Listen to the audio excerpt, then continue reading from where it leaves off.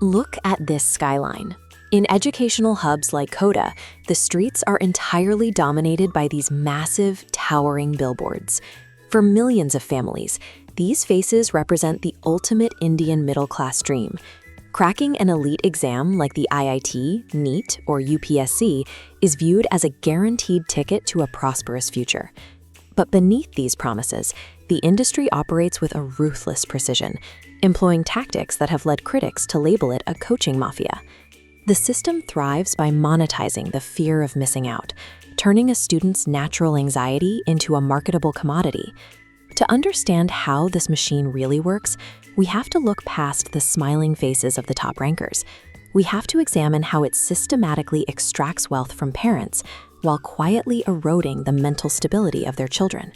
This is a typical street in one of these hubs. Every inch of space is choked with banners from rival institutes, creating a claustrophobic, hyper-competitive environment before a student even steps foot in a classroom. Look closely at these ads, and you will frequently see the exact same All-India Rank 1 student staring back at you from competing brands. These institutes literally buy the photos of top performers to claim them as their own. This tactic engineers a psychological false dilemma.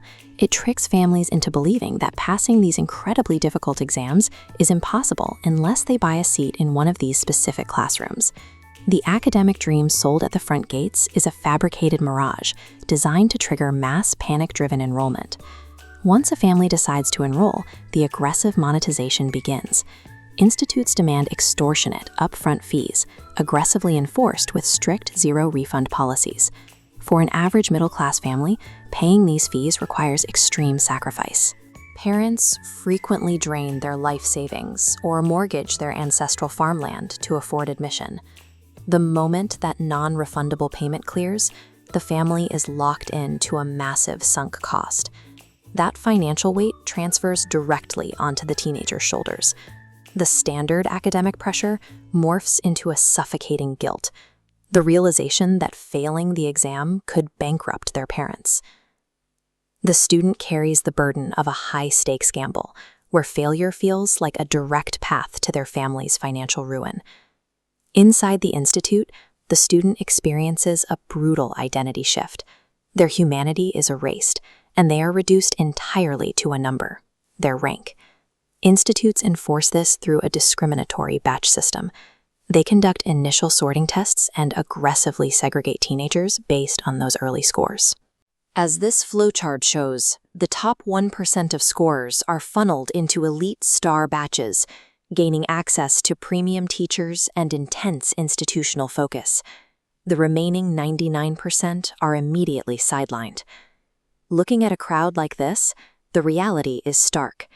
The vast majority of these teenagers are treated merely as a disposable funding pool, paying full price to subsidize the resources given to the elite few. This creates a lethal intersection of pressures. You have an isolated teenager trapped in a brutal academic environment, while simultaneously carrying that crushing financial guilt from home. The real-world consequences of this pressure cooker are devastating. It directly fuels severe mental breakdowns and the tragic recurring wave of student suicides reported in hubs like Coda. The result is an industrial rank factory, a predatory ecosystem where broken, depressed youth are the accepted waste byproduct of a few manufactured success stories. How does this system keep surviving?